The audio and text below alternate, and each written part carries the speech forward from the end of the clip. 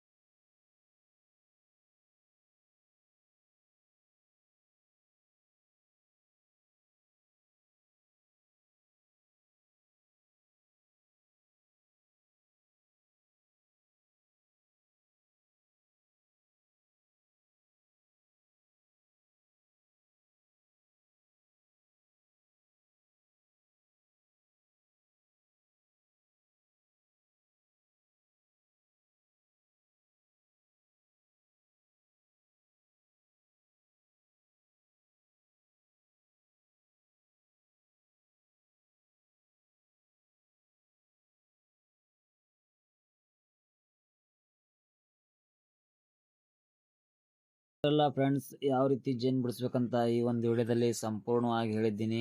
Video ಇಷ್ಟ ಆದ್ರೆ like share subscribe ಮಾಡ್ರಿ. ಇದೇ ತರ ಬಡವ್ರ ಮಕ್ಕಳು ಬೆಳೆಸ್ರಿ ಅಂತ ಹೇಳ್ತಾ ಇದ್ದೀನಿ. ಎಲ್ರಿಗೂ ವಿಡಿಯೋ ಶೇರ್ ಮಾಡ್ರಿ. ಇದೇ ರೀತಿ ನಿಮ್ಗೆ ಜೇನ್ ಬೇಕಿತ್ತಂದ್ರೆ ನಮ್ಗೆ ಕಮೆಂಟ್ ಮಾಡ್ರಿ. ಏನನ್ನೋದು ಹೇಳ್ತೇವೆ. ಎಲ್ರಿಗೂ ಒಳ್ಳೇದಲ್ಲಿ. ಜೈ ಶ್ರೀರಾಮ್.